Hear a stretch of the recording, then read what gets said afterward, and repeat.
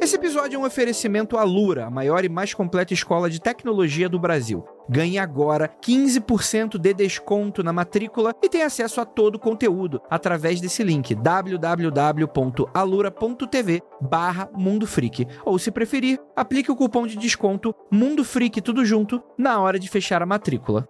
Os links vão estar no post desse episódio no nosso site. Confere lá e bora pro episódio.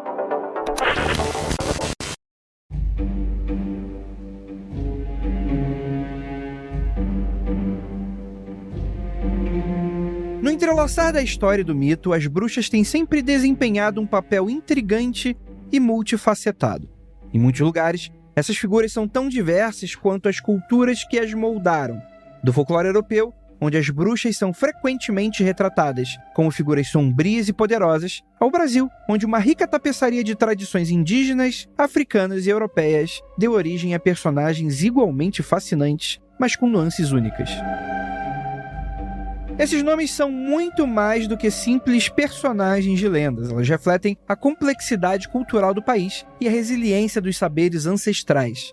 Elas não apenas desafiaram as normas sociais da época, mas também se tornaram símbolos de uma era de grande transformação e injustiça de gênero. Explorar o universo das bruxas, tanto as famosas quanto as que habitam no populário brasileiro, é mergulhar em uma rica tradição de magia, poder e resistência.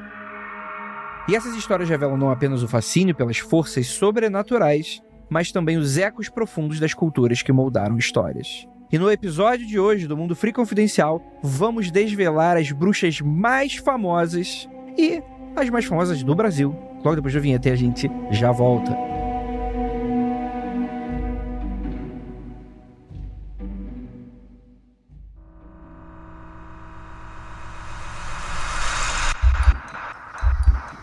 Não há nada de errado com o seu áudio.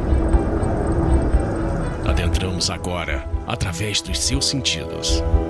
Estamos preparando você para o que vai acontecer nos próximos minutos. Além do que conhece por tempo e espaço, o contato com algo além. Não conte para ninguém e nunca olhe para trás, pois este é Mundo Freak Confidencial.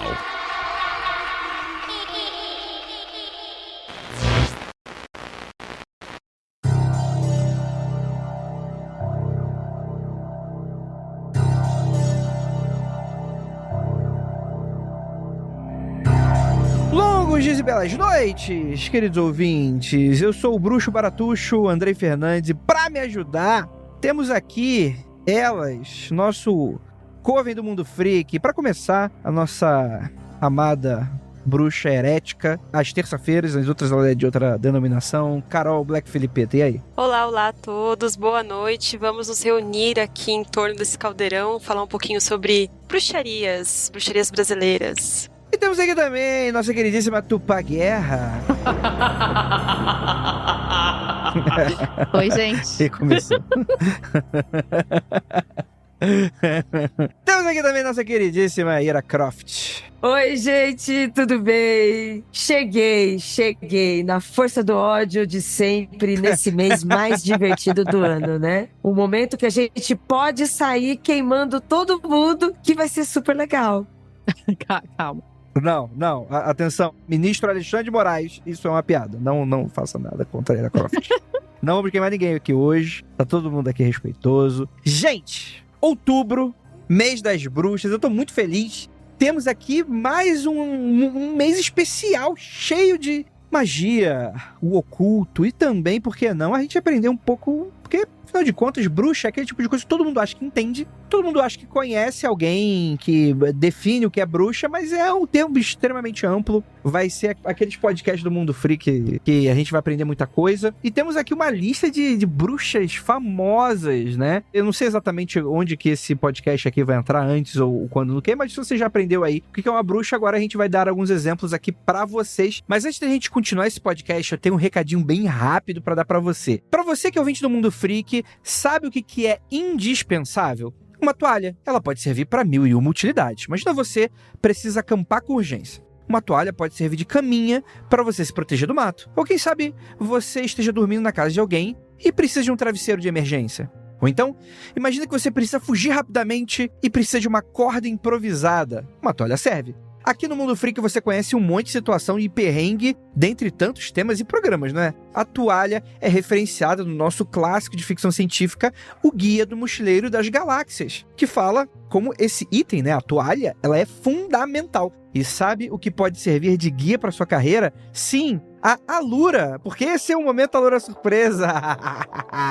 Por essa você não estava esperando, né? Ou será que tá? Já que acompanhando o Mundo Freak, você sabe que a Alura já tem um tempo, é a parceiraça aqui do Mundo Freak. A Alura, inspirada nesse clássico, né, no Guia do Mochileiro das Galáxias, está lançando o Guia do Mochileiro Tech. Olha que incrível. É um compiladão de conteúdo gratuito para desbravar o universo da tecnologia. Ó, você escutou bem. Gratuito, grátis, é de graça, não paga nada. São guias, vídeos, checklists e tutoriais em vários níveis e áreas. E o que um guia faz? Ele te ajuda a encontrar o caminho, e é justamente o que essa iniciativa da Alura faz. São materiais divididos em 4 níveis, como se fosse um jogo em que vai do 0 até o seu primeiro emprego tech. Olha que doideira! Nível 1, Bússola do Futuro Tech. É um quiz que te ajuda a descobrir a área que mais combina com o seu perfil. Olha que louco! Você às vezes, tá querendo mudar de carreira e você adoraria participar aí desse universo da tecnologia que você sabe que tem um monte de oportunidade e cada vez mais aparece oportunidade nova, tá bombando.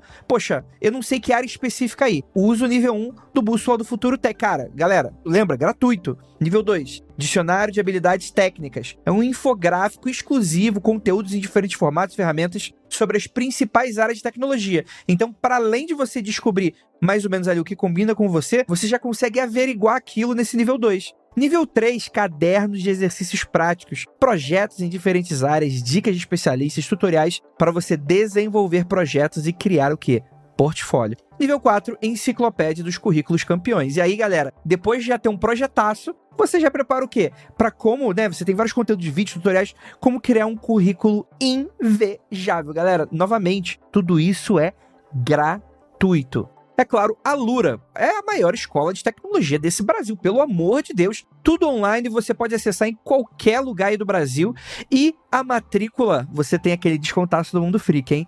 Você sabe, alura.tv/Mundo Freak. Alura é só um L só, algumas pessoas confundem. Mundo Freak, você sabe como escrever, eu tenho certeza. Tá escutando aí toda semana, você sabe escrever isso aí. Ou então, você, na hora de fazer a matrícula, você coloca o cupom do Mundo Freak, 15% de desconto, gente. Você não pode perder essa oportunidade. Você, às vezes, não tá nem perdido, mas você conhece alguém que tá perdido? Poxa, indica, porque, ó, como eu falei, você não precisa estar matriculado para participar. Então, assim, eu vou deixar aí para os nossos gnomos aqui do Mundo Freak colocarem nos links o Guia do Mochileiro Tech, que você acessa diretamente, você faz aquele cadastrinho maroto e você recebe aí o guia para você, ó, se divertir enquanto você tá aí aprendendo novas formas de tecnologia. E aproveitando, vamos sair da área do sci-fi, vamos ir para onde? Vamos para a área do Halloween.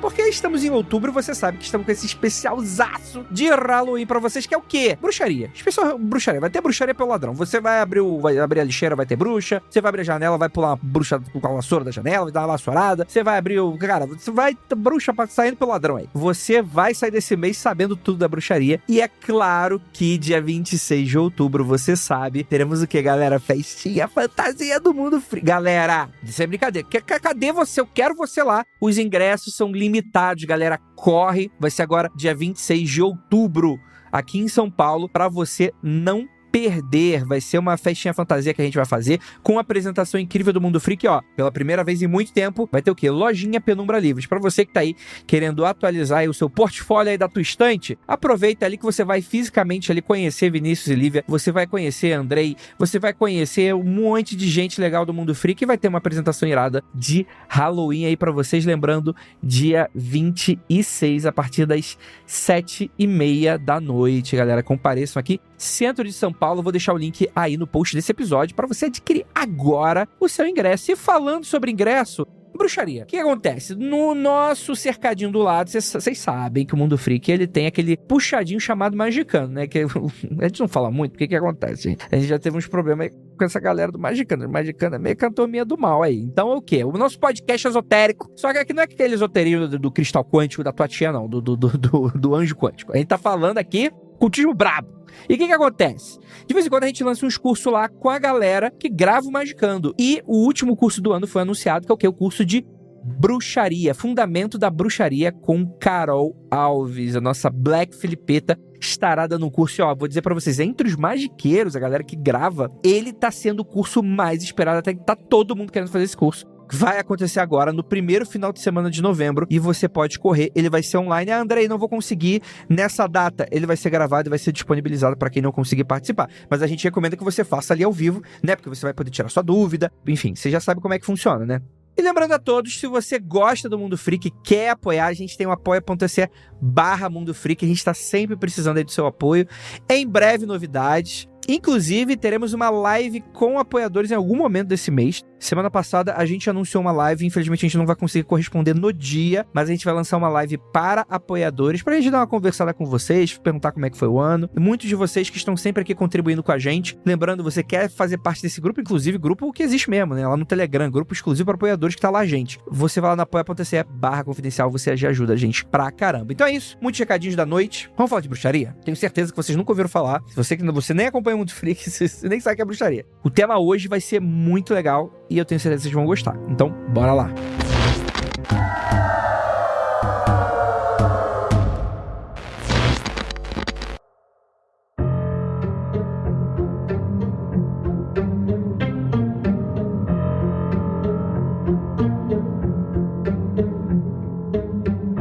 Vamos lá, galera. Eu gostaria de fazer aquela abertura de podcast bem interessante, cheio de preâmbulos, pro ouvinte ficar reclamando. Nossa, o podcast só começa no minuto 40. Sim, eu adoro isso, ouvinte. Eu adoro inventar um tema e dar uma aula, não eu, né? Chamar alguém que entende, falar sobre aquilo, etc e tal. Mas a gente meio que vai ter um mês inteiro sobre bruxa, então já tô contando que todo mundo aqui sabe o que é uma bruxa. Mas só pra deixar bem claro, Carol, o que é uma bruxa? Essa pergunta é tipo, se você é ouvinte antigo, você vai saber essa referência. É tipo quando perguntavam pra Tupá qual é a origem do mal. Então tá assim, entendeu? É tipo algo do gênero pra mim. Porque a bruxaria, ela é extremamente ampla, apesar dela ser muito famosa e muito falada. Então ela acaba perpassando as pessoas e atravessando de formas distintas. Então existem vários tipos de bruxarias. Então a gente vai colocar o S no final. E quem é ouvinte do Magicando também vai pegar essa referência aí do S no final. Mas se eu tiver que fazer um resumo muito rápido sobre o que é uma bruxa, eu diria que a bruxaria, ela vai nascer, né? O termo dela nasce após a Inquisição. Então ela vai vir aí do que a gente pode chamar de substrato xamânico. Então são várias práticas espirituais referentes a crenças folclóricas, a crenças populares, e geralmente essas crenças e essas práticas, elas tendem a querer sanar dificuldades práticas do seu dia a dia. Então, a gente está falando aí sobre dificuldades financeiras, dificuldades com amor, dificuldades com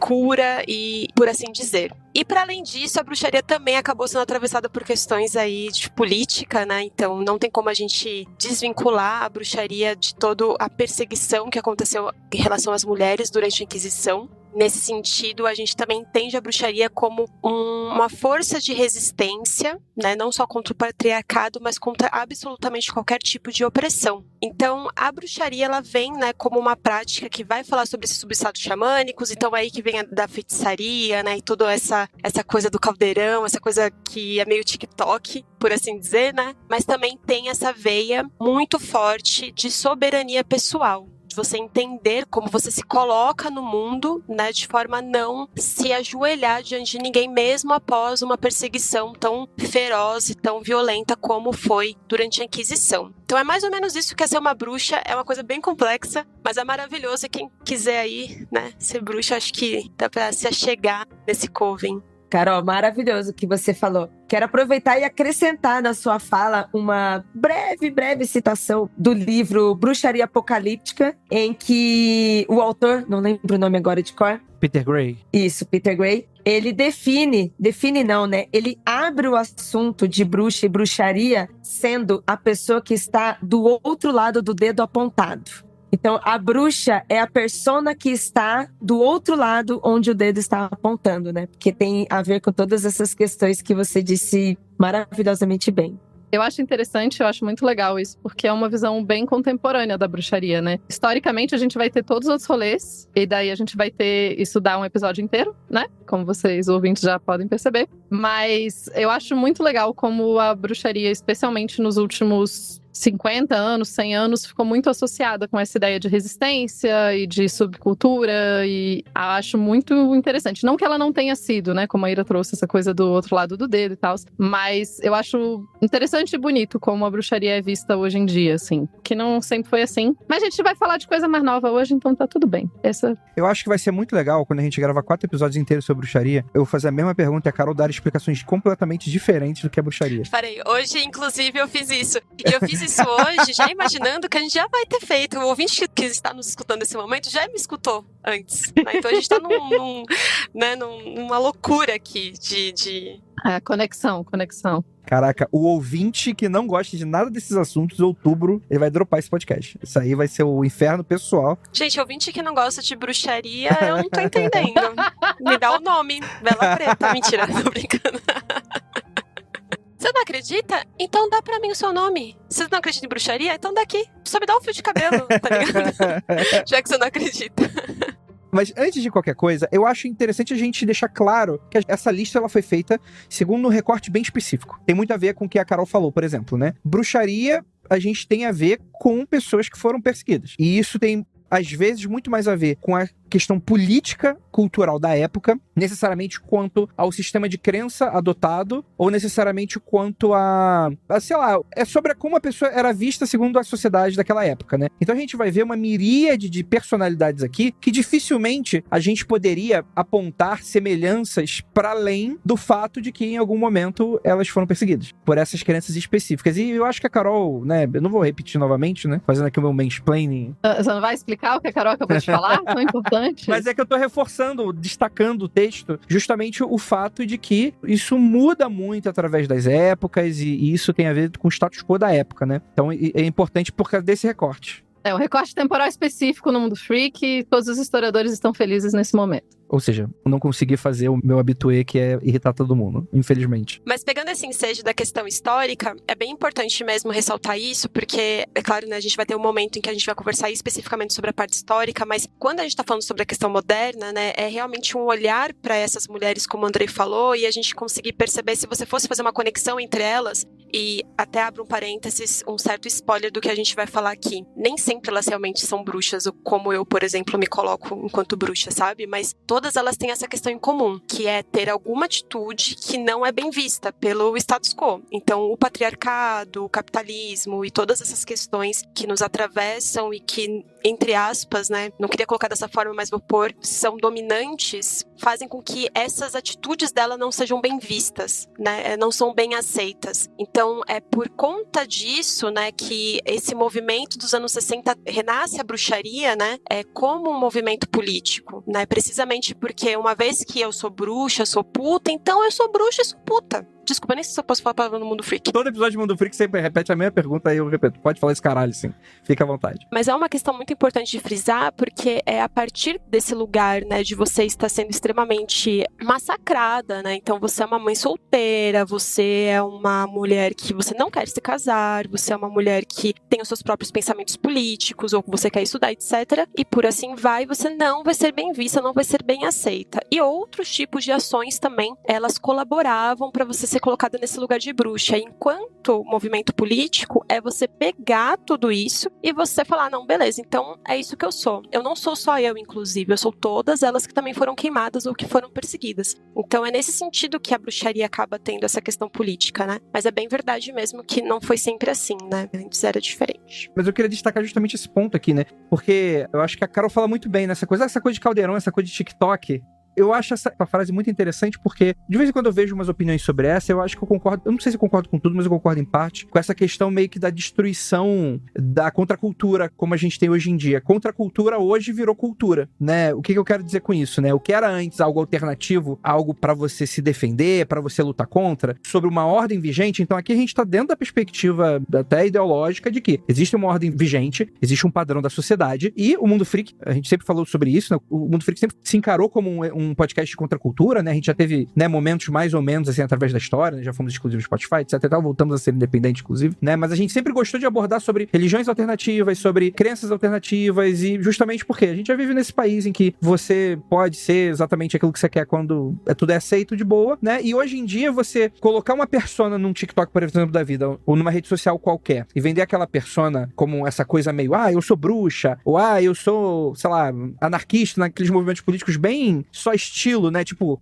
cyberpunk, aí vira aquela coisa só estética, né? Tipo assim, é uma discussão que ela é muito válida e a gente não vai estar falando disso aqui. A gente tá falando aqui justamente de pessoas que foram perseguidas por não necessariamente lutarem contra o sistema como algo consciente ou como algo objetivo. Inclusive, tem gente criminosa aqui, vamos ter criminosos aqui hoje, né? Pessoas que cometeram crimes até, né? Mas o crime também às vezes, dependendo de como for, da lei, da ordem vigente, também tem a sua questão aí. O crime também é historicamente informado, né? Perfeito. Mas pra gente também não ficar nesse preâmbulo que eu brinquei que eu não ia ter e acabou tendo, vamos começar aqui.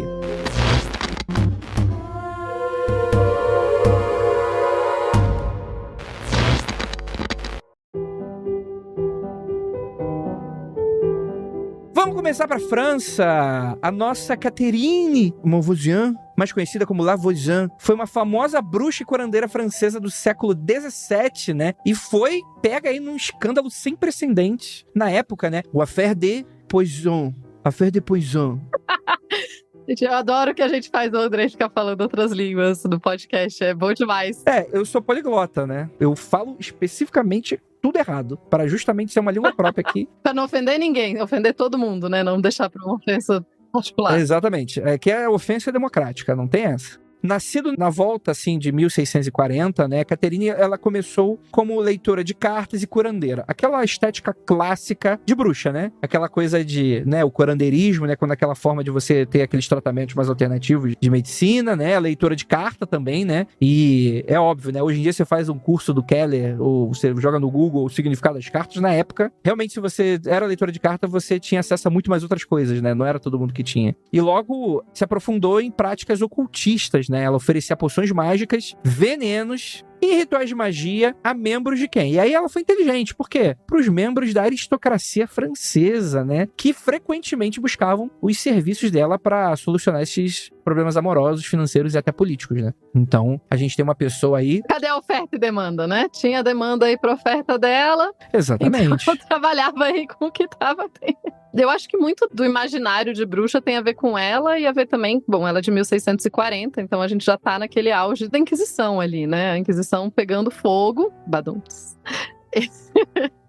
Condenando uma galera e perseguindo uma galera e criando na população o imaginário do que uma bruxa deve ser, né? Porque não necessariamente as mulheres que eram condenadas pela Inquisição se encaixavam nesse imaginário. A gente tem vários estudos feitos a partir de processos da Inquisição que mostram que essas pessoas raramente se encaixavam no modelo que os inquisitores procuravam que elas se encaixassem. Muita gente era condenada mesmo assim. A gente não vai entrar aqui, que a Inquisição a gente deixa para outro momento. Mas é interessante que ela totalmente oferece um serviço, né? E não é só as magias, né? Em muito momento ela tá oferecendo veneno, o que é bem interessante, né? Porque é a parte muito prática aqui da questão, né? Diferente da magia, o veneno funciona para quem é cético e para quem não é. O veneno, ele é extremamente democrático aí na situação. Ele não liga. Bom, claro que tem... tudo a ver com também, né, o fato de você ser curandeiro e entender de ervas. Entender de remédio de veneno é só uma questão de proporção, né? Eu gostei muito disso que você falou do veneno, porque essa figura especificamente, ela realmente acaba tendo muito mais insumos para fazer com que a gente tenha essa associação com a figura da bruxa, porque é muito comum elas serem associadas com qualquer tipo de prática de malefício. Então, o que eu preciso fazer? Você quer que eu malte alguém? Então vamos fazer isso aqui. Então é assim que a gente aprende o uso da beladona, né? Qual vai ser a dosagem dela, o quanto de tempo que a gente precisa utilizar. Então usar as ervas, né, nesse momento para curar ou para você necessariamente matar uma pessoa, se for necessário, também era parte do ofício da bruxaria e ainda é, de certa forma, né? Não da mesma maneira, mas de certa forma a gente ainda herdou isso. Aí uma outra coisa também que eu queria perguntar, na verdade, pra Tupá, é a respeito dessa relação de toda a corte do Luís XIV, se eu não me engano, né? Com o ocultismo, porque tá vindo pra mim muitos textos, né? E algumas pessoas aí falando a respeito disso, né? Que o Luís XIV, ele tinha muito desse interesse, né? Uma fascinação por tudo que era do oculto. Então existiam algumas figuras dentro da corte que elas tinham essa prática de você ter algum bruxo, um mago ou uma bruxa próximo pra você falar, olha, é o seguinte, eu quero ter mais preponderância do que o fulano de tal. Eu preciso chamar mais atenção. E aí? Então eu vou usar da bruxaria. Tem mais bruxa que você. E como que é isso? Tem algum tipo de parada histórica mesmo? Vou fazer uma análise baseada no que eu sei sobre a França desse período. Eu confesso que eu não sei tanto sobre questões ocultistas na corte do Luís, especificamente. Como assim? Você não é historiadora? Não sabe de tudo da história?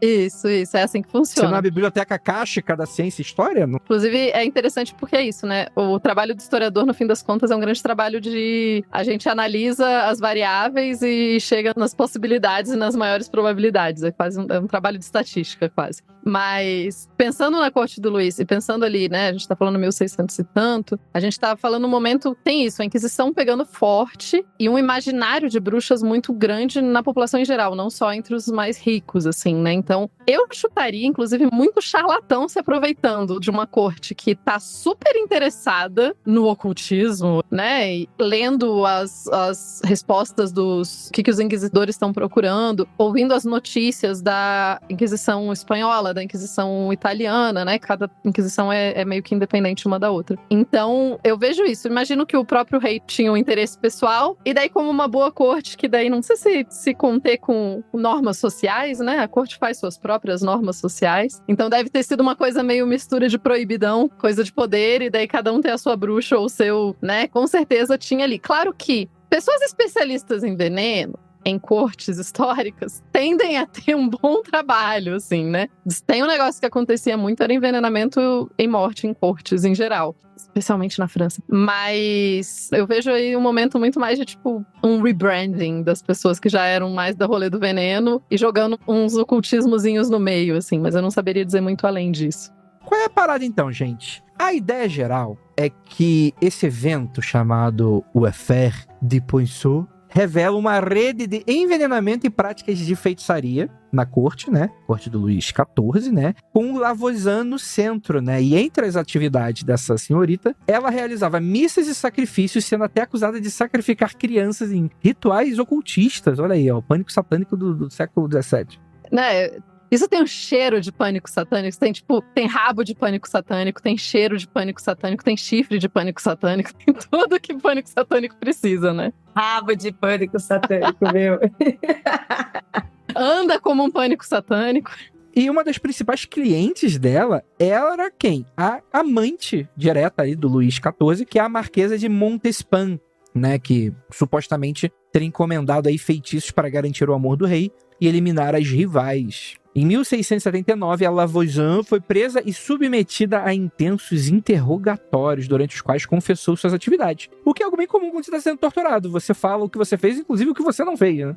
É isso que eu ia falar. Por intensos interrogatórios, os ouvintes podem entender tortura, né? E daí ela vai confessar essa rede gigante de traição e coisa. E daí por isso que eu desconfio bastante dessa confissão dela. Não que ela não tenha vendido poções, etc. Mas os detalhes sórdidos, que parecem muito com livros de regras de como caçar bruxas e tal, esses parecem mais só pequenas sugestões de quem tá no processo de interrogação. Tem uma coisa interessante nesse processo de tortura, em que se repete em diversos lugares, e dentro desses anos, né, que a gente está falando sobre a caça às bruxas, como a gente iniciou o programa, é que havia-se muitas formas de tortura até a pessoa confessar ou não. E quando ela morria no processo, principalmente afogada, que era uma das torturas muito utilizadas, aí eles consideravam, nossa, não era bruxa, morreu, né? Sabe? Então ela deixava de ser acusada de bruxa porque, morreu. Se ela continuasse viva, ela seria considerada bruxa, entendeu? Então eles estavam assassinando mulheres, estavam tentando matar essas mulheres e, ironicamente, elas só eram consideradas não bruxas se morriam. Nisso,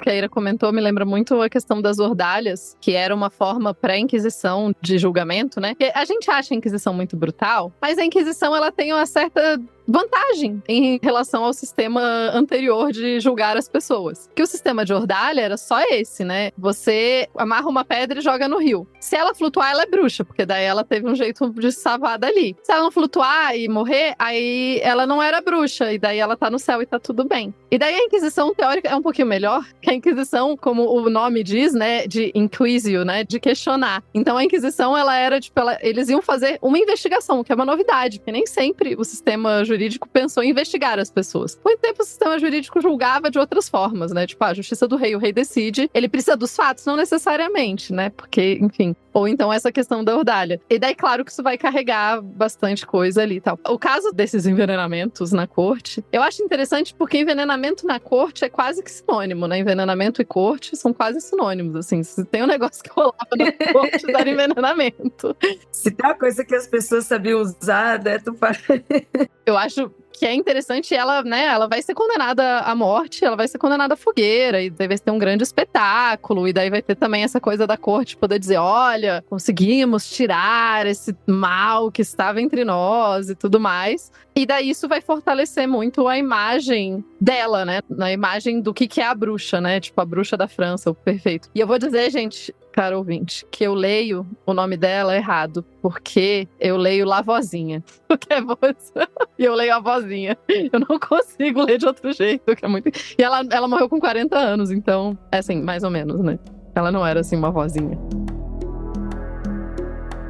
Bem, a gente vai, então, para os Estados Unidos, nascida em 1801. A gente tem ela, Marie Laveau, que era uma mulher afro-americana, cabeleireira. Eu acho esse conceito muito interessante, né? Porque é aquela imagem daquela, em teoria, quando tu para pra analisar, quase uma mulher modelo pra sociedade, né? Tinha ali o cabeleireiro dela, frequentava a igreja católica, adorava São João Batista, etc e tal, só que mexia com os voodoo. É, tem tudo a ver. Mas não era ela que tinha um cabeleireiro. Ela era cabeleireira e isso faz todo sentido, né? Na imagem dela como bruxa e como mulher. Principalmente nos Estados Unidos, a relação das pessoas com cabeleireira, como que isso funciona. E meu, a história dela, por causa dela ser cabeleireira, potencializou ainda mais os poderes dela, sem que fosse necessariamente só magia. Enfim, continua a introdução.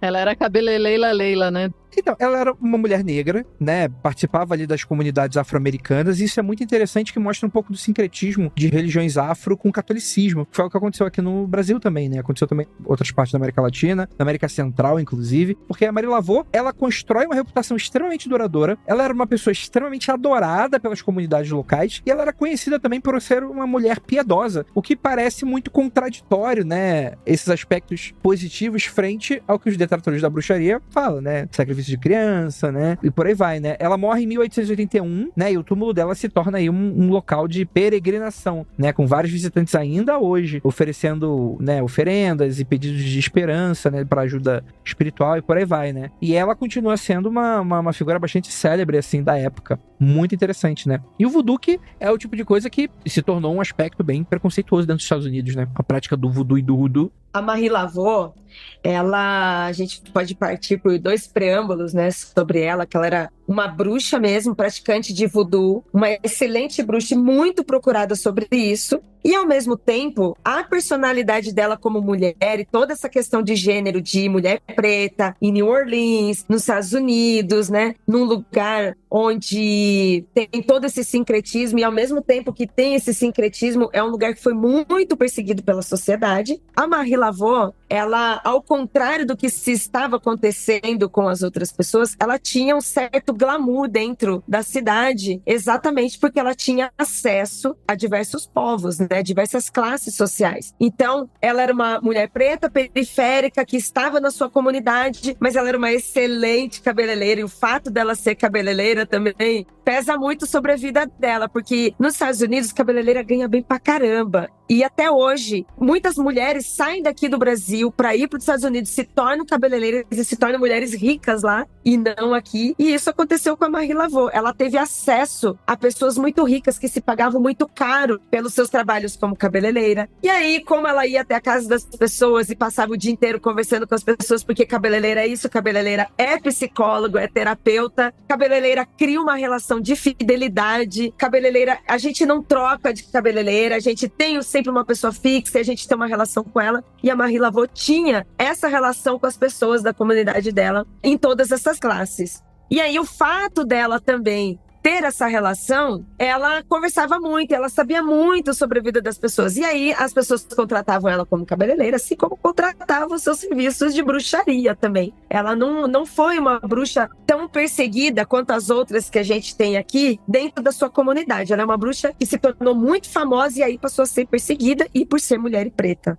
Até porque ela durou até os 80 anos também, né? Acho que isso também é uma característica de alguém que, né, foi um pouco mais abraçada nesse sentido também. Tem uma questão muito interessante também sobre a Marie Laveau, que é o contexto, né? O contexto da prática dela. Porque o que acontece? Para que você seja chamada de bruxa, é necessário ter um contexto cristão. Porque dentro da bruxaria não se acredita no diabo da forma como o cristianismo acredita. E a bruxaria, ela nasce a partir desse olhar do inquisidor, como eu tinha mencionado para vocês. E a Marie Laveau, ela tem uma prática, na verdade, de voodoo, né? E é claro que dentro de um olhar cristão, isso também é bruxaria, né? Mas essa prática dela, né, ela já vai acabar ditando um tom um pouco diferente em relação à forma como ela vai ser tratada pela comunidade dela, por exemplo, como a Ida estava mencionando, né? Ela vai ser extremamente respeitada, porque eu não consigo trazer um exemplo mais próximo da gente que não seja, por exemplo, como se ela fosse algo parecido com o que a gente conhece como uma mãe de santo, né? Dentro da bruxaria poderia ser entendido como uma grande sacerdotisa, né? Mas uma benzedeira também, Carol. Acho que uma benzedeira também representa. Sim, mas como ela também traz, né, todos esses saberes em relação aos loas, né, e todas essas entidades que são cultuadas dentro do voodoo, a gente também tem toda essa questão, né, de trazer junto dela, né, para cá, para América, esses conhecimentos também em relação a essas entidades especificamente, né? Então, em New Orleans,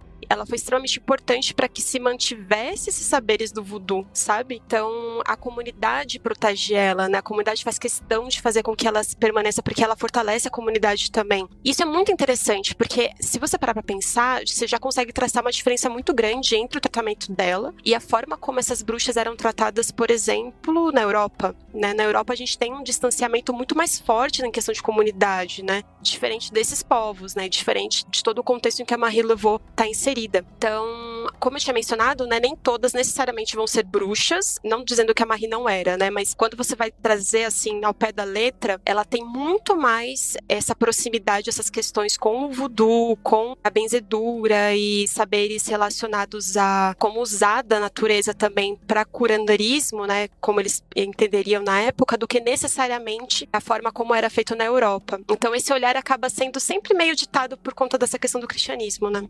O cristianismo tá olhando pra todos os outros e naquele, você é uma bruxa, você é uma bruxa, você também é uma bruxa, e você que olhou torto também é uma bruxa, todo mundo é bruxa. Qualquer pessoa que não faz o cristianismo exatamente como eu falei que é pra fazer, é bruxa. Olha só que fácil de classificar. É aquele famoso, né? Quem acredita no diabo é cristão.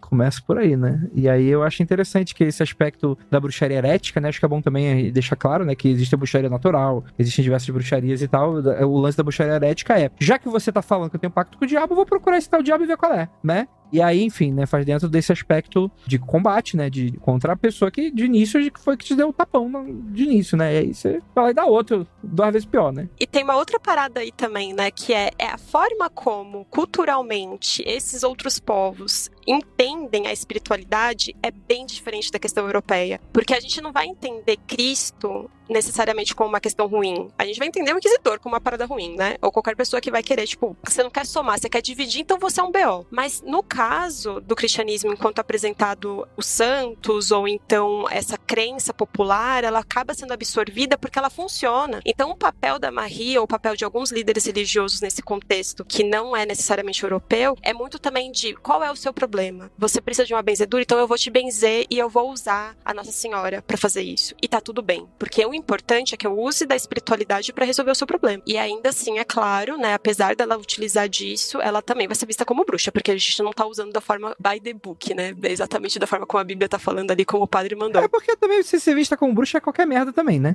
Se você tiver uma pinta no lugar errado, né, um dedo meio torto, eu tava ferrada, gente. Entendeu? Várias manchas do diabo ali que poderiam me mostrar como bruxa. Mas sim, é mais ou menos isso. Mas ainda assim, essa questão herética é bem importante ressaltar isso, né? A forma como alguns povos acabam absorvendo é diferente da forma como a gente acaba dividindo na Europa. Então a gente tem esse, entre aspas, clubismo, né? Eu não vou usar da sua crença porque a minha crença é muito mais maneira, mas outros povos não. Eles entendem, não, eu posso absorver também. Se esse Cristo é tão da hora, por que eu não posso usar ele? E tá tudo certo, né? No final do dia, a espiritualidade funciona. Então é daí que vem um pouco dessa bruxaria herética que o Andrei falou também, né? Tem uma coisa interessante também sobre a Marie Laveau. Ela, mitologicamente, ficou conhecida pela sua bruxaria porque as pessoas acreditavam que ela tinha uma vida eterna, uma vida prolongada, sabe? Meio parecida assim com vampiros, entende? Isso não é só fantasia, as pessoas realmente acreditavam, né? Primeiro, como a Carol falou, a comunidade a defendia, porque era muito importante a representação dela ali em diversos aspectos. Então as pessoas acreditavam muito e acreditavam que ela era muito poderosa, sabe? Bruxona mesmo, poderosa, que ajudava todo mundo e fazia muitas coisas e sabia de muitas coisas, e acreditava que ela ia ter uma vida eterna. E ela foi uma mulher fisicamente muito bonita. Ela tinha, assim, uma boa pele, um bom cabelo, sabe? Ela cabeleireira, gente. Ela se cuidava, se hidratava, ela era bonita. E mesmo na sua velhice, ela continuou uma mulher muito bonita. E aí, ela também tinha uma filha que era fisicamente muito parecida com ela. Quando ela faleceu, a sua filha assumiu o seu lugar dentro da bruxaria no voodoo e automaticamente ali na comunidade. E aí as pessoas começaram a ver a filha dela como a própria Marie Laveau. E aí, assim, o que foi uma coisa assim muito bonita também, né, de se ver essa sucessão de mãe para filha, também acabou virando uma fantasia que era a própria Marie Laveau e que ela durou muito mais anos. Rolou um fantasma, o espírito que anda aí, né? Aí tem a Marie Laveau até hoje, que é descendente. Cinematograficamente é assim que ela é apresentada até hoje, entendeu? Então criou essa mitologia e o cinema não, né? Produção de audiovisual também manteve isso, o que eu achei que ficou mais da hora ainda, né? A Marie Laveau é uma bruxa, sim, muitos aspectos, viu? Precisa ter livros assim, sabe? Uma Barça da vida, né? Pra quem lembra Barça. Só da Marie Laveau porque é muita nuance, muita coisa. É episódio só dela, né?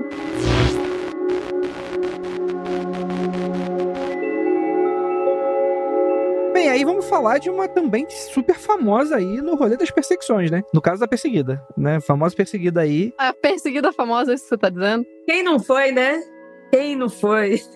Só que essa aqui é especial, porque essa ficou marcada na história por causa das bruxas de Salem, que provavelmente não tinha nenhuma bruxa lá, mas Tituba acabou rodando nessa história aí. Porque qual é a parada? Tituba é essa figura histórica, mas também mítica em um Estados Unidos ainda em formação. Estamos falando de 1692 na cidade de Salem. Ela era uma escravizada de origem indígena ou afro-caribenha, a gente não tem muita certeza, né? Que foi trazida para Salem pela família Paris, né? Para a qual ela trabalhava. E ela desempenha um papel muito fundamental e muito central durante a histeria de Salem, né? Sendo apontada aí como bruxa e durante um julgamento. E vamos falar, isso é uma coisa importante que às vezes a pessoa esquece, tá? Aqui a gente tem uma espécie de inquisição, mas é uma espécie, porque a gente tá falando aqui de protestantes. Não estamos falando aqui de católicos. Então, essa coisa de só católico que perseguir isso aí é meio furado, né? E durante o julgamento, Tituba, provavelmente, o que se especula, né? Talvez para fugir de punições mais severas, acaba admitindo que fazia bruxaria e inventava um monte de coisa, né? Afirmava ter visto o diabo, descrevia encontros sobrenaturais bastante detalhados, o que acabou inflamando ainda mais uma comunidade que já estava bastante em pânico sobre acusações de bruxaria à torta direito, né?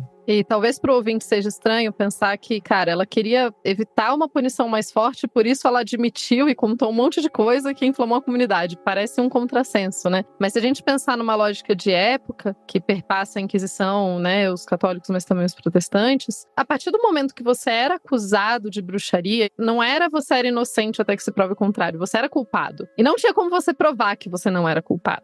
Morreu, não era culpada.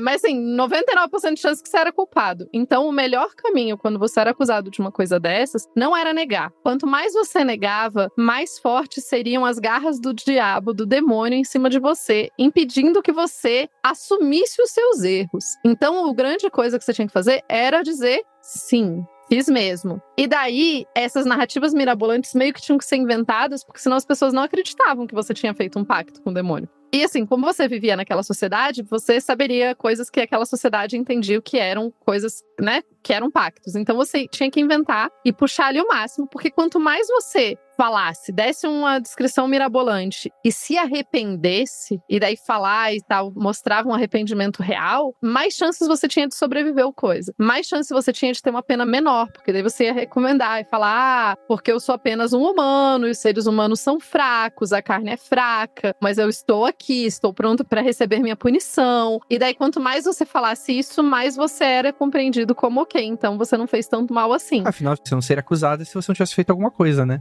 Essa lógica que também predomina até o dia de hoje, né? Além dessa base, né? Eu não sou historiadora, mas tem algumas obras de ficção e de não ficção baseadas em histórias, em que há momentos, né? Acrescentando ao que a Tupá está falando, em que houve momentos em alguns lugares, e isso foi o que aconteceu com a Tituba também, em que a acusada de bruxaria ficava presa por muito tempo até ela dizer não, porque ela ia dizendo sim, como a Tupá falou, né? Ela ia dizendo sim, não, ela é bruxa, ela é bruxa. E aí as torturas começavam a aumentar para que ela dissesse não, para que eles, sim, tá vendo como o diabo tá aí com ela? Ela está dizendo não, ela está mentindo. Ela falou que sim, que não, sabe? Então, além da tortura física, né, em momentos que é para que você nega, né, tem aquela tortura física, você tem a tortura psicológica, né? Então, em alguns lugares em que você não era morta, eles te deixavam louca. Sabe o gaslight atual de fazer a pessoa se duvidar? E aí, às vezes, a mulher também não estava, né?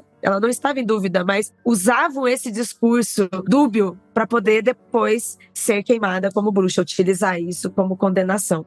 Pra quem quiser mais detalhes sobre, né, até pra falar, pô, mas não tinha bruxa mesmo e tal, tem um podcast mais antigo nosso, Mundo Free Confidencial número 126, As Bruxas de Salem, que a gente fala um pouco dessa história aí. Também tem um Cadáver Ovo podcast antigo nosso, que também fala sobre focado inclusive na Tituba, né? Tituba de Salem. E é essa figura meio que complexa, né? E já que você falou, eu também queria fazer uma menção honrosa aqui, mandar um beijo também. Esse especial que a gente tem, o Cadáver Ovo Podcast, ele foi pesquisado e roteirizado pela Carissa Vieira, que é cineasta, né? Que fala aí sobre feminismo e racialidades. Ela fez uma pesquisa sensacional pra gente sobre a Tituba, tanto para o programa, quanto para a antiga rede morta, que um dia foi Twitter e foi X. Eu ia indicar que a gente tinha essa thread, foi uma thread excelente, mas a gente perdeu essa thread. Mas o programa lá tem um pouco e é muito legal também. Também tem alguns livros já, né? Diferente de Marie Laveau, já a Tituba a gente já consegue encontrar até cursos sobre ela. A Escola Brava, que são cursos feministas e de racialidades, ela tem cursos também só sobre a Tituba e é bem interessante essa relação social entre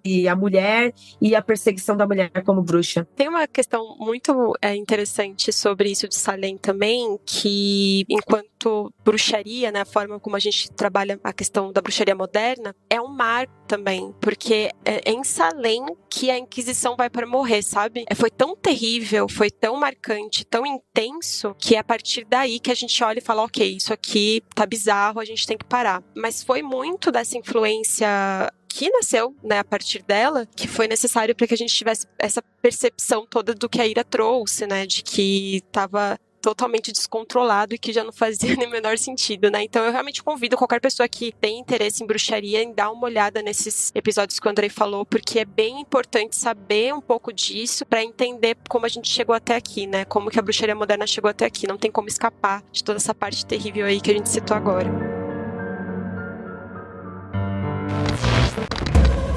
Você está ouvindo Mundo Freak. No mês do terror.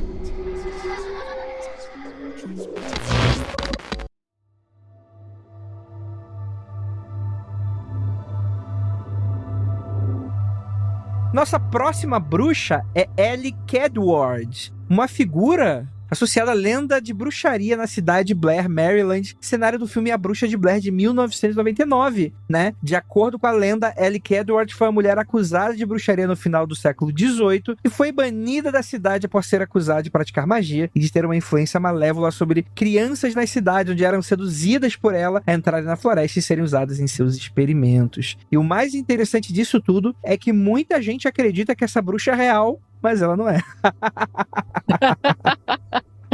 Mas será que isso importa? Que o papel dela ela conseguiu, alcançou ali a questão toda mitológica na cabeça de todo mundo, né? E quem viu o filme, principalmente na época, pelo amor de Deus.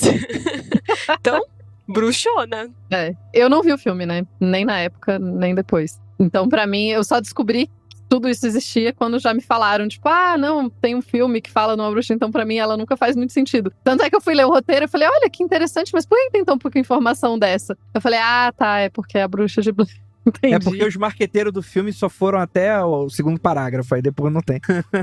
Não tem mais. Eles esqueceram de convocar um historiador pra fazer o trabalho junto, entendi. Agora, é muito interessante, né? Porque a gente tá falando sobre o filme, assim, a gente não vai falar muito de cultura pop aqui no episódio de hoje, vamos deixar isso pra outro episódio, mas eu acho que vale a menção justamente porque, de fato, tem muita gente que acredita na história do filme. O que pra gente tem um valor histórico aqui envolvido, que é você construir uma bruxa através de todos os arquétipos dessas outras bruxas que a gente tá falando aqui, né? Que vão ser citados nesse podcast, né? Então você tem uma comunidade conservadora, cristã, né? Que começa a perseguir. No caso é um filme de terror, então ela de fato fazia maldades, né? Ela vai sumir com as crianças ali da fita lá da Bruxa de Blair. Mas tem muito essa coisa da criança que é seduzida, e você tem essa imagem da floresta, né? É muito aquele estereótipo do próprio filme também, a bruxa, né? Daquela família, né? Da galera pirada que vai pro meio do mar, e aí começa, né, a ter esses medos, né, relacionado ao desconhecido e à floresta, né? Isso é muito, muito, muito interessante. Floresta é maligna. Olha, eu vou dizer que a floresta querendo me matar do jeito que eu sei que ela quer, ela é maligna mesmo. Ela não é boazinha, não. A floresta não quer te matar, Andrei. Não quer não. Não, venha para a floresta, vai ser legal. Tem salgadinho. Tupá agora, só os ouvintes agora, recortando essas risadas aí, fazendo 30 minutos de risada Tupá ininterrupta. Eu tô me esforçando na risada de bruxa hoje. Vamos falar de Mima Renardi. Mima foi uma mulher franco-brasileira que, olha só, pra quem não acredita, nunca ouviu falar, tivemos aqui a nossa Inquisição brasileira, né? É uma mulher franco-brasileira que morreu queimada em uma fogueira no ano de 1692, na Vila de São Paulo, e acabou se tornando um dos nomes mais conhecidos durante o período de caças às bruxas do Brasil. Pra quem não sabe, teve muita Inquisição aqui no Brasil, sim. Em Portugal teve também, né? A gente lembra muito da Espanha, lembra muito da França, mas a Europa exportou tudo que de ruim aqui pra gente, né? Essa foi uma dessas coisas, assim. Inclusive, Belém do Pará foi um dos epicentros aí da Inquisição. Eu conheci ali a praça que eram feitos os julgamentos e é algo que eu nem sabia, assim, né, durante as investigações ali da Operação Prato, né. Mas, voltando aqui da Mima, né, ela é uma figura destacada nesse populário brasileiro, conhecido por suas práticas de bruxaria e magia. Chegou ao Brasil com seu marido René, no entanto, sua vida tomou um rumo trágico quando o marido foi assassinado por um homem que estava interessado nela, devido à sua beleza. Viúva e sem recursos, Mima é forçada a trabalhar como mulher da vida para sobreviver. Olha que tragédia, mano. Que loucura. Eu tenho algum bichinho aqui na minha cabeça, porque eu tenho desconfiança que eu já li um artigo acadêmico dizendo que essa história é falsa e que essa história espalhou pela internet e essa história não existe. Ah, eu lembro dessa porra. É essa aí, né? Porque ela não faz sentido academicamente. Pulei na Bruxa de Blair, caí na lama nesse. Esse é uma pegadinha do tamanho de um negócio gigantesco, mas não é que não teve Inquisição, é que essa especificamente não aconteceu. E que foi bem diferente, né? Ela tem elementos muito semelhantes também, algumas questões que envolvem feitiçaria no Brasil e tal, mas ela não é verdade. Esse tipo de caça às bruxas, né, europeia, isso também é muito entendível nos livros da Silvia Federici, em que não são livros sobre magia, né, o ocultismo, mas aí a história, né, e aí ela fala sobre isso, que existiu e existe, né, perseguição às mulheres, caça às bruxas no mundo, em diversos lugares, mas elas são diferentes. E aí essa história que saiu na internet, eu não sei também qual que é a origem, mas é bem conhecida, principalmente nos grupos de bruxaria, né? De história de bruxaria. De historiadores também. Imagina os historiadores mais putos ainda com isso, porque acabou disseminando. Porque, tipo assim, assim, ao invés de ajudar a fomentar a informação, né, acabou piorando a situação, mas enfim. Cara, eu consigo imaginar os historiadores que escutam o Mundo Freak falando: Andrei, não! E aí, vocês salvaram no último segundo. Obrigado, meninas. Fale, Carol, por gentileza. Mas tem uma questão interessante sobre isso, né, da perseguição da bruxaria no Brasil, porque ela tem uma vestimenta diferente, que é o que a Ira estava trazendo, né? Aqui a gente tem contextos diferentes, porque aqui a gente estava passando por um processo de colonização, então um processo de cristianização muito forte, etc, né? Os relatos que a gente tem quando diz respeito à documentação, que vai para os tribunais, né, da Inquisição em Portugal, para depois esses tribunais virem para cá e fazerem toda a investigação, eles acontecem principalmente no Nordeste, no Norte, que é, né, não por coincidência, aonde vai nascer a Jurema e o Catimbó, que é a bruxaria brasileira. Então, existem 2 textos que eu queria indicar para quem tem interesse em entender um pouco melhor sobre esse processo de perseguição e inquisição no Brasil. O primeiro é uma tese, né, de doutorado, que se chama As Mulheres Malditas, Crenças e Práticas de Feitiçaria no Nordeste e na América Portuguesa, da Nereida Soares Martins da Silva, dá pra você encontrar pela internet. Esse daqui é muito brabo, porque aqui ela conta alguns relatos e elas são verdade, né? Então a gente tem ali toda a documentação bonitinha que realmente, né, aconteceu. E algumas dessas mulheres que eu até tinha anotado aqui pra não esquecer, e até abro parênteses, né? Estou com isso fresquinho na cabeça porque a gente vai falar sobre isso em breve lá no Magicando. Elas eram mulheres ou escravizadas, né, ou então indígenas, que viviam na região do Maranhão, principalmente ali por volta de 1758, etc.,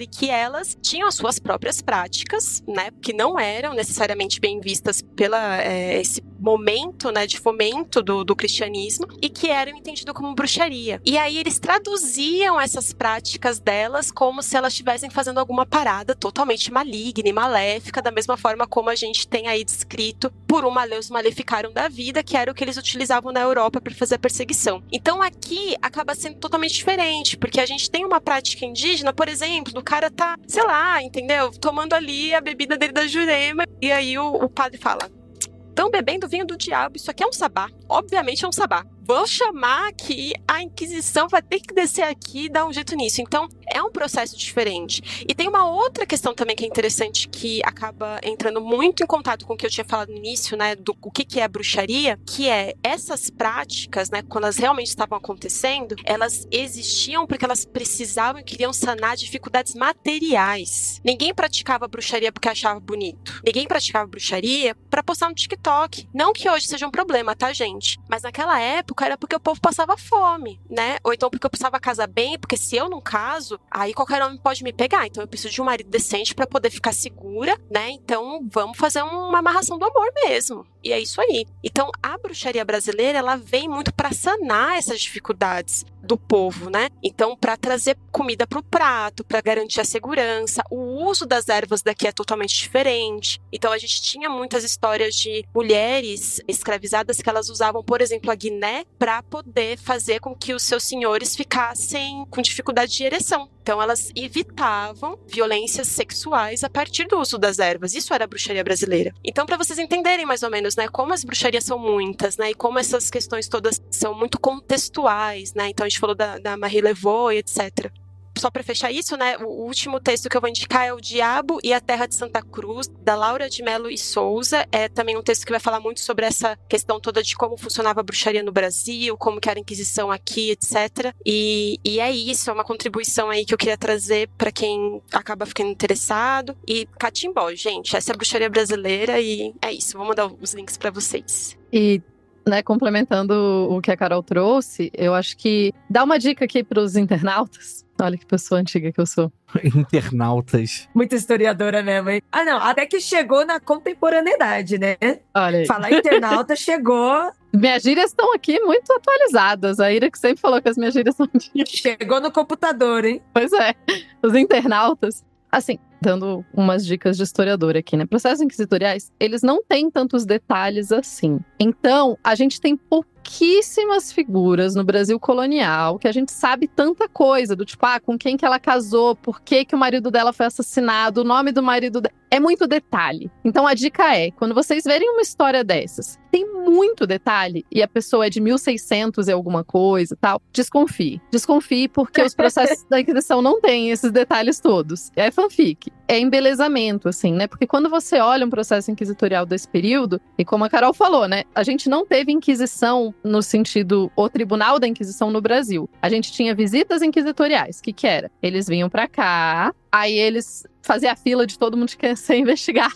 Aí era da galera acusada, os crimes mais graves iam pra Portugal e a pessoa era processada lá. E às vezes a gente não tem o processo completo, gente. Então, assim, achar que a gente tem essas informações todas dessas pessoas, a gente não tem. Então, fica a dica. Quando vocês encontrarem uma coisa muito bonitinha, assim, com muita informação, muito detalhada, não só no Brasil, de fora do Brasil também. E é uma história de 1600 e pouco, 1400 e pouco, desconfie. Desconfie porque a gente não tem tudo isso de informação, não. E daí fica outra recomendação de livro que é um pouquinho mais antigo, mas quem se interessar por questões da Inquisição, mais particularmente da Inquisição, não necessariamente o de bruxaria, e especialmente questões relacionadas à sexualidade no Brasil, porque a bruxaria vai estar muito conectada com isso também, como a Carol falou, né? Lembre-se que as mulheres, elas precisavam casar, a gente tinha muita opção. E daí você tinha que amansar o marido. Feitiço de amansar marido era um feitiço que mais tinha. Por quê? Porque você não podia separar, gente. Você não tinha opção.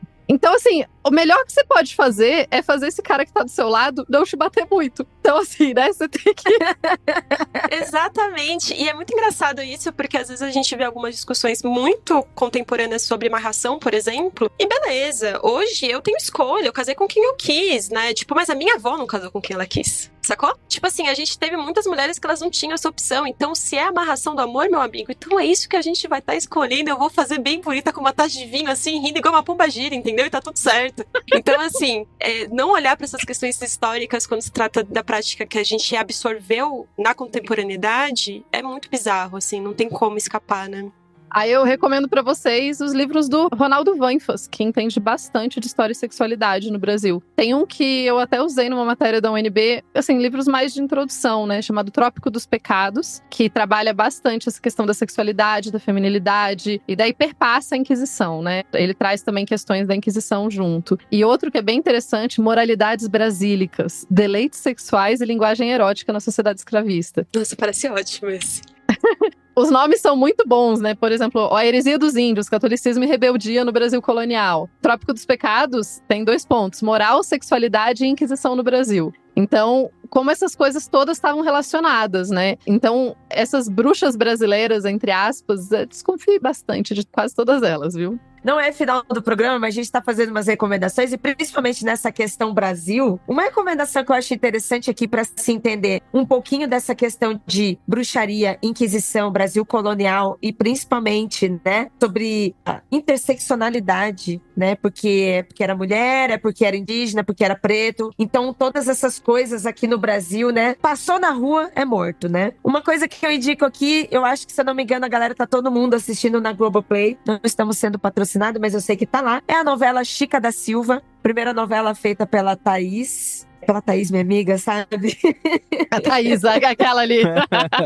A minha amiga pessoal. É uma novela, assim, muito interessante. Assim, é pesada, gente, meu. Acho que é a novela dos anos 80, né? Tem uma novela anterior, que foi a Zezé Mota que fez, e tem a versão com a Thaís Araújo, que é essa que tava na Globoplay. E é uma novela muito legal, que ela vai falar sobre diversas violências, e por ter sido produzida nos anos 80, bem pós-ditadura, então ela teve uma abertura muito grande, né? Inclusive novela que apresentava peitinhos e tal na TV. Mas enfim, na novela apresenta muito como era feito essa parte de Inquisição aqui no Brasil, que a Tupa falou, em que vinha o Inquisidor, aí ele vinha só fazer uns passeiozinhos, mas as outras pessoas que estavam aqui, elas já estavam perseguindo e matando pessoas só por elas existirem aqui no Brasil. Mas tem os processos de como eram feitos, e também como era feita a bruxaria e a presença, né, da religião, a presença também do catolicismo, desde quando começou a sincronizar uma coisa com a outra, mas quando chegou aqui mesmo no Brasil colonial. Então, assim, é ficção,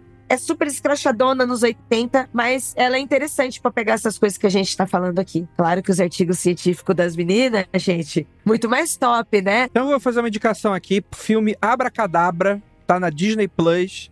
Um grande documentário. Grande documentário. Todos são grandes documentários. Maravilhoso, Abracadabra. Quem não gosta de Abracadabra? O 2 é maravilhoso também, gente.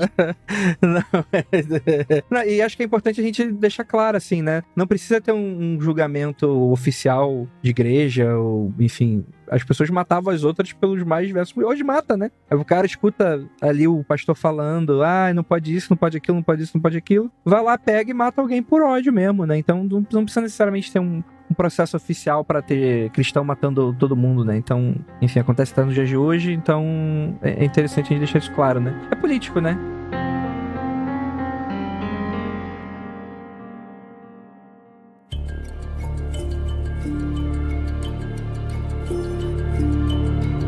Úrsula de Jesus, Ursulina de Jesus, que foi uma figura trágica do Brasil colonial. Não foi, não? Não. Aí, me previne aqui. O que eu... Não foi. Ela é outra que também... quer ver? Posso ler a história dela e puxar o que claramente tá errado aqui? Claro, por favor. Tipo, o que não faz muito sentido histórico, pensando assim? Olha só, fala assim. Ursulina de Jesus foi uma figura trágica no Brasil colonial, cuja vida e morte foram marcadas por injustiças e intrigas pessoais. Assim, pessoas trágicas no Brasil colonial, com tudo isso, com certeza teve muitas, tá? Não faltava. Mas vamos lá. Nos anos 1750, Ursulina era casada com Sebastiano de Jesus, um homem com certa relevância em São Paulo e que enfrentava uma crise pessoal ao descobrir que nunca seria pai. Como a gente sabe disso? Eu duvido que esse tipo de informação esteja numa coisa inquisitorial. E depois que 1750 já é mais pra frente. E a Vila de São Paulo em 1750 era um nada, gente. Em termos de cidade, né? Porque São Paulo hoje é grande, mas em 1750 São Paulo ainda não era. São Paulo vai ficar mais importante a partir de 1800 e pouco. Então, assim, já tá estranho. Mas o mais estranho aqui é o fato de falar que ele enfrentava uma crise pessoal. Como a gente sabe, a gente não tem esse tipo de informação. Esse tipo de informação é o tipo de informação que a gente acha importante hoje. Eu tenho. Chegou até mim, em sonho. Então. Essa daí eu não sabia não, hein? Essa daí eu não conheço. Aí, ó. Em vez de considerar que o problema pudesse ser dele, Sebastiano atribuiu a culpa à esposa, alegando que Ursulina usava magia para provocar sua infertilidade. Como esse homem sabia que ele era infértil em 1750, gente? Não faz nenhum sentido. Essa aí forçou a barra legal demais, hein? Porra! Né? Porque, assim, a teoria de fertilidade, a ideia que a gente tem de como crianças nascem, etc., não era assim tão simples. Em 1750, as pessoas não sabiam tão claramente, assim, quem era fértil, quem era infértil, enfim.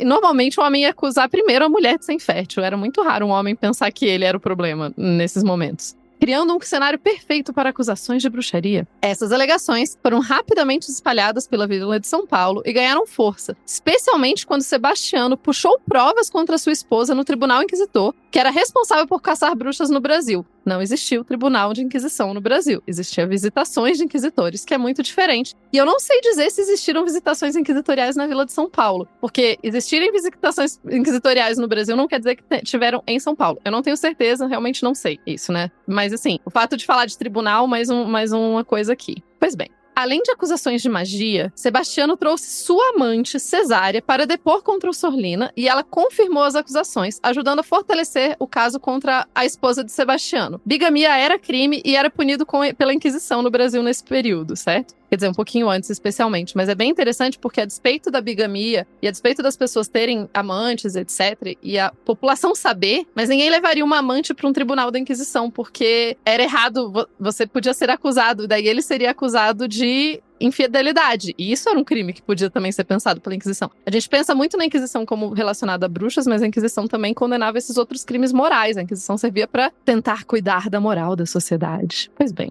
E daí termina com, né? Diante do júri, não existia bem um júri na Inquisição, você tinha o Inquisidor e os outros ali. Caralho, a pessoa que escreveu essa fanfic errou absolutamente tudo, né? Né? Que na época já estava predisposto a condenar mulheres com base em meras suspeitas. Assim, realmente existia misoginia na sociedade naquele período, mas assim, júri, tribunal do júri, não era assim que funcionava. Pois bem. Ursulina foi acusada de heresia e bruxaria. Em 1754, ela foi queimada viva em praça pública, um ato que refletia a brutalidade das perseguições religiosas e intrigas pessoais que frequentemente alimentavam essas acusações. É interessante porque pega exatamente o que a gente imagina, mas até onde me consta, nenhuma mulher foi queimada em praça pública no Brasil. Sim, ninguém. Né? Ninguém. Isso é verdade, então isso não aconteceu, Um total de 0 pessoas. É essa relação que a Silvia Federici faz hoje em dia nas releituras dos próprios artigos dela, né? Porque os primeiros livros ela fala especificamente sobre a Europa. E hoje ela faz uma correlação com países que têm muita perseguição a grupos minorizados, como alguns países dentro da África e aqui no Brasil, né? E ela fala justamente sobre isso. Há a perseguição de mulheres, há a perseguição de bruxarias no geral, né? Como a gente já comentou aqui, mas nunca houve uma condenação, nunca houve a queima de uma pessoa em praça pública. O que a gente passou por aqui em praça pública, no Brasil colonial, foi a perseguição dos indígenas e depois das pessoas escravizadas, mas não tinham relação com bruxaria neste caso. Eram só por essas questões de domínio, de poder, Sim. de um povo. Que é o que a gente tem, principalmente em Minas, em muita cidade em Minas Gerais, que, né, pontos históricos, mas que são extremamente, para mim, assim, ainda aterrorizadores, né? Lugares onde aconteceu isso, mas não com mulheres dessa forma. Eu também não sabia dessa história, Tupá. Eu acho também que ela é meio convincente, porque ela pega vários fragmentos. Né, o início, a própria questão, né, do homem, né? Porque realmente o homem, ele qualquer coisinha dizia que era culpa da mulher. Então, se eles não tinham filhos, as pessoas não tinham filho, não sabia se era estéril ou não, mas assim, o cara ficou doente, foi a mulher. A pessoa ficou doente na vila porque uma mulher nova chegou, foi a mulher. Então acontecia esse tipo de coisa. Eu acho que às vezes não foi tão na má intenção, né? Vou estar sendo vou ser muito bondosa agora, né? Eu não acho que a pessoa criou, né, na maldade, mas na intenção que a pessoa queria levantar ainda mais essa questão, né? Falar ainda mais, olha, não tem tanto registro, mas eu tenho esse aqui. É claramente pensado por uma pessoa de hoje em dia. O que eu acho particularmente curioso como historiadora, assim. Tipo, eu olho esse texto e eu falo, olha só, uma pessoa de, sei lá, dos anos 2015 pra frente, escrevendo um texto que não entende de história, imaginando como é que deveria ser uma perseguição de bruxas no Brasil em outro período, assim. Seria o meu texto, então, né, Tupá? Não, São Paulo eu achei completamente exagerado. Isso foi muito assim, desde o início já tava muito na cara, né? São Paulo foi foda. Mas eu teria escrito, então eu teria caído. A gente cai porque faz sentido pra gente. Como assim? Não tinha bruxa em São Paulo, Ira? Como assim? Não entendi. Por que não pode ser São Paulo? Pode ser, ué. São Paulo era muito pequena nesse período. E assim, existiam enforcamentos de pessoas, não existiam fogueiras assim, de pessoas em praça pública. Tanto que, assim, zero historiadora, gente, zero historiadora. Mas o que a gente tem de passeios em pontos históricos e assombrados aqui em São Paulo, lembra que a gente fez um passeio lá com o Thiago Duquete Assombra, lá na Igreja dos Enforcados, na Liberdade, onde tem o caso do Chaguinha. Sim. Esse ponto é específico sobre a violência que estava acontecendo aqui em São Paulo nessa época. Não existiam queimas de pessoas, mas as pessoas eram enforcadas. Aí assim, vou fazer o contrário do que a Tupá, né? A Tupá falou, pô, se tem uma história muito detalhada em 1600, é mentira. Se São Paulo está falando sobre essa queima de bruxas, é mentira. Mas quando você vai passar para os enforcados e as outras pessoas, né, escravizadas, aí você vai ter um pouquinho mais de certeza sobre isso. Tem uma outra coisa interessante também, que é o seguinte, aquilo que a gente falou lá no início, de que a bruxaria é sempre quem tá no final do dedo apontado. Quem tem o primeiro dedo apontado aqui, no Brasil, nessa época, eram os negros escravizados e os indígenas. Então a prática deles era demonizada necessariamente. Isso aconteceu com a Títuba também, né? Ela, por ser indígena, também estava nesse final do dedo apontado, porque quem praticou bruxaria junto com ela e quem estava no meio, né, entre aspas, do palco do que eles chamavam de histeria, eram as filhas dos colonos.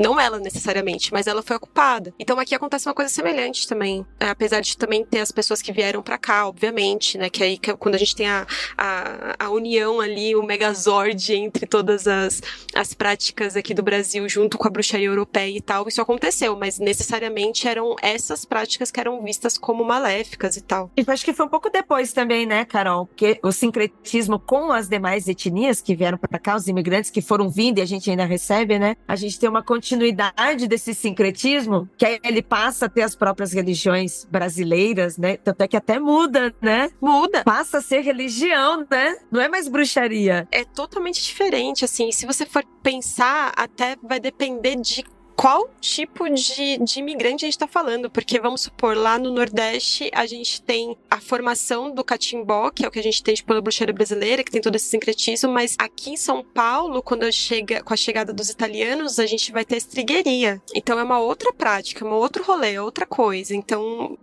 enfim, né? A gente, a bruxaria é um negócio, né? Então... Brasil é um conceito muito grande, né? É isso aí, é um samba. Eu tenho uma amiga que ela fala assim também, ela é historiadora também, né? Eu tenho uma amiga que ela fala assim... Terrível essa gente. Ela fala assim, Ira, a violência é democrática. Ela atinge todos os povos. É a mesma violência, muda o nome, né? Mas é a mesma violência. É uma linguagem, todo mundo sabe muito bem como ela funciona, é ótimo. Um negócio assim, ó, todo mundo sabe certinho como que tá acontecendo, né? Independentemente de que povo você é uma loucura. Então, terrível, tá? Eu tô falando isso brincando, tá, gente? É que eu esqueci que a gente não tá na live, não dá pra ver meu rosto. Aí vai aparecer aqui cortes do Mundo Freak. A Carol gosta muito de violência. Violência. Não podemos queimar as pessoas vivas em praça pública. Poxa. Puxa vida.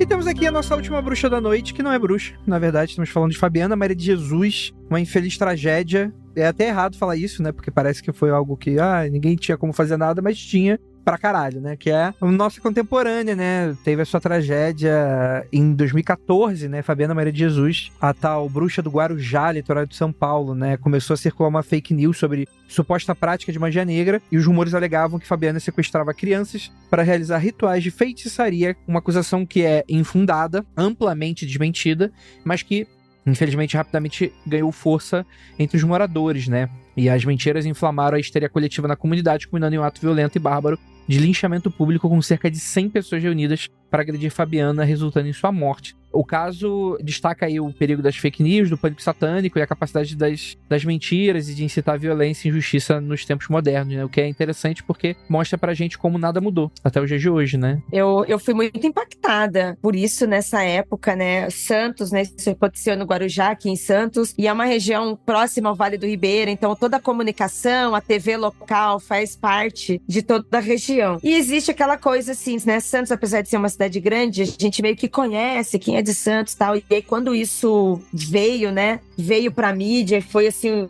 algo muito forte lá na região, muito impactante, todo mundo falar sobre isso, sobre a violência. Só tem uma coisa que, assim, isso foi um caso, a gente chama de caso de perseguição à mulher, à bruxa, porque foi isso, né, foi caso de intolerância religiosa, né, então... Aí entra aquela questão que a gente estava comentando, principalmente a Carol, sobre a Inquisição no Brasil, a caça à bruxa no Brasil ser diferente. Não é uma Inquisição porque você não tem um inquisidor em nome da igreja, mas você tem as pessoas, que é a comunidade, né? O perigo, né? Como você falou de fake news e pânico satânico, mas isso veio dessa questão religiosa de ver ela como uma bruxa quando ela estava procurando para outras práticas religiosas que não eram consideradas a principal que deveria todo mundo seguir, sabe?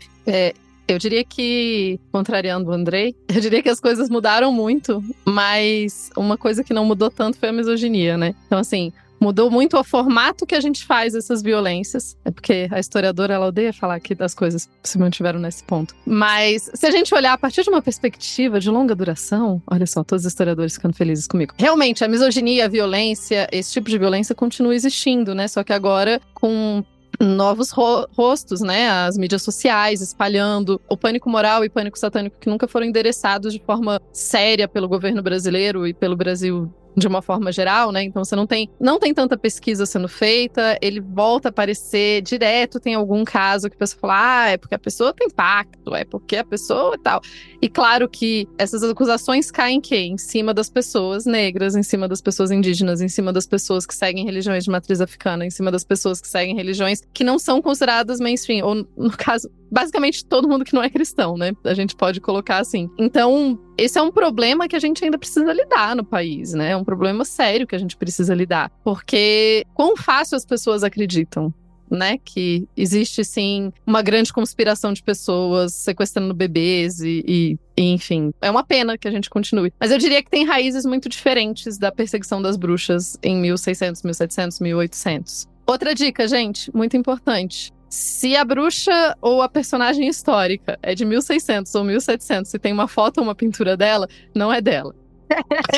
Bom, primeiro que não tinha foto em 1700 nem 1600, né? E depois, pintura também era bem raro, especialmente no Brasil. Então, assim, não é. Olha, eu, apesar de ser apresentado tanto pela família, pelos amigos, pelas pessoas que depois foram defender este caso e principalmente levantar para a mídia, né, sobre um manifesto do que aconteceu com a Fabiana, eu considero ela como bruxa, no sentido de que ela foi atacada como bruxa, porque as pessoas já a definiram dessa forma, sabe? Assim como quando o Peter Gray fala que a bruxa, a persona bruxa, que pode ser mulheres, que são principalmente mulheres, mas podem ser homens, pessoas não binárias, sabe? Trans, travestis, que ocupam esse espaço de minoria também. Só o fato dessas pessoas não estarem dentro de religiões cristãs, que são dogmáticas, que seguem a Bíblia daquele formato, automaticamente elas já são consideradas, definidas e ditas como bruxas. E isso a gente ouve isso em qualquer igreja que a gente entra até hoje. Esse discurso não mudou. Mudou-se algumas coisas, como a Tupá falou, mudou-se a forma de violência, mas o discurso baseado nessa tradição patriarcal de controle de corpos, usando a Bíblia, usando o cristianismo, ainda é muito real e direto, sabe? Direto, porque você vai em algumas igrejas, não vou dizer quais, porque eu não quero receber perseguição aqui, apesar de o podcast ainda não ter monitoramento digital de perseguição, mas vai que, né? Como diz a Carol, vai que alguém tira um recorte da gente falando um negócio bem assim. Mas algumas igrejas abertamente, sabe? Abertamente, você vê no discurso, em público aberto, em eventos, abertamente falam sobre caça às bruxas, principalmente religiões, e não vou nem chamar de bruxaria, religiões, né? Afro, religiões indígenas,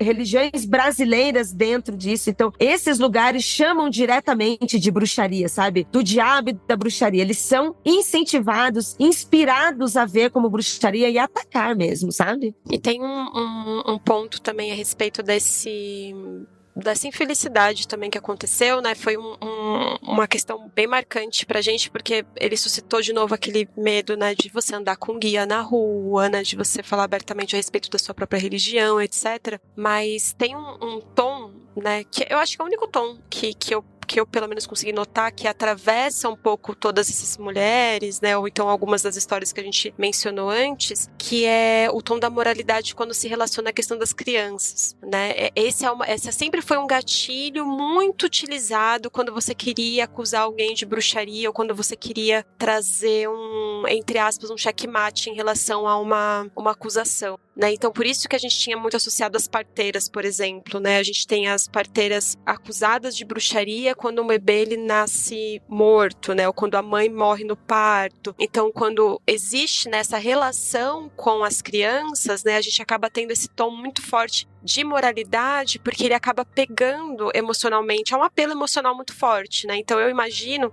que essas acusações que foram feitas e que, obviamente, né, são mentirosas, né, e obviamente são muito atreladas a toda a questão do pânico satânico, ela tem um apelo muito forte, teve um apelo nessa população muito forte para suscitar essa violência precisamente por causa disso. Então é algo muito parecido com o que a gente teve lá das bruxas de Guaratuba, né, que a gente viu diversas vezes com os podcasts do Mizanzuki. Você atrelar a uma mulher ou algumas mulheres a prática de bruxaria quando se trata com algum tipo de malefício relacionado a crianças, porque as crianças até então, né, dentro desse contexto, elas eram responsabilidade das mulheres para ser cuidado, né? Então, como que você subverte isso, né? Quando elas não cuidam, quando existe essa morte, quando existe algum tipo de problemática de doença e outros tipos de malefícios que não preciso citar todos, né? Mas essa é uma das maneiras também de suscitar essa acusação e geralmente sempre dá bosta, publicamente falando, porque é quando a galera, tipo, engaja, porque, né,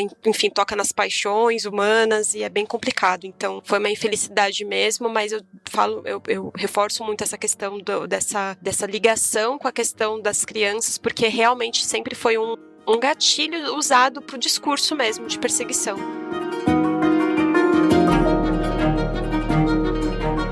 Com a energia lá em cima, Terminamos mais um episódio do Mundo Freak Confidencial, aprendendo muitas coisas aqui.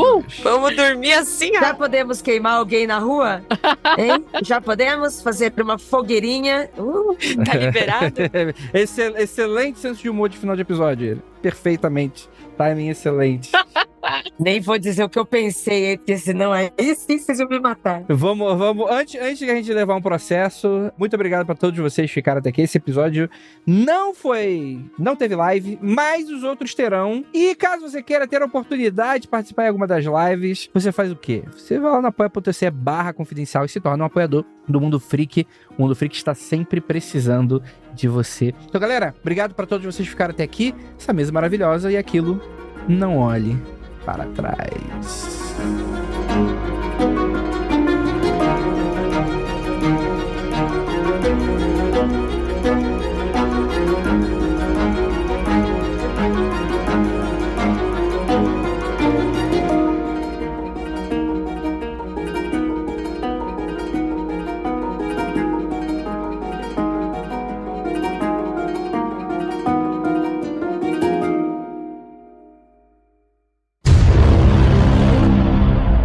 Eu cheguei em casa, eu tava de carro, eu tranquei o carro, passei o portão,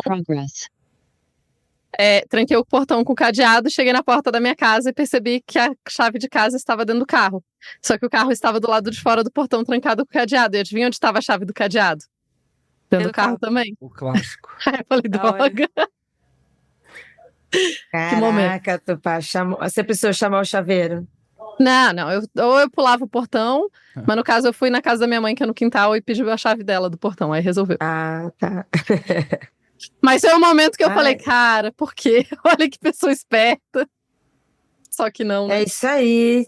Doutora, hein? Doutora. Mas não sabe abrir um cadeado. Não sabe colocar a chave no lugar certo. Não, olha só, hein? Hoje em dia. É por isso. O quê? Na hora que foi pra começar a gravar aqui. a faculdade hoje em dia. Já pode colocar pra gravar. Mas algum momento não foi balbúrdia a faculdade? Exatamente. Tá gravando já, então. Denúncia. Deixa eu colocar pra gravar. Peraí. Eu já coloquei pra gravar já. 1000 anos atrás. Tá aí gravando tudo.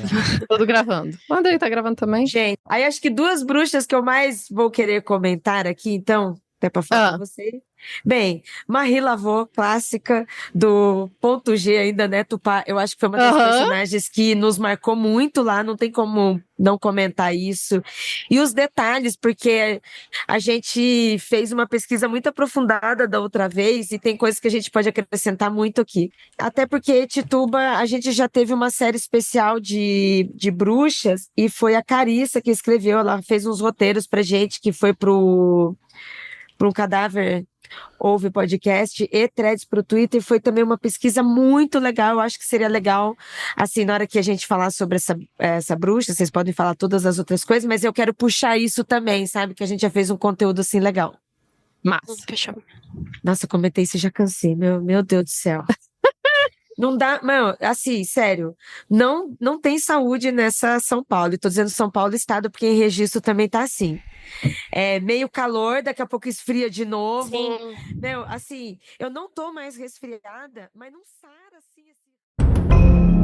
Este programa foi produzido por Paratopia Podcast Storytelling.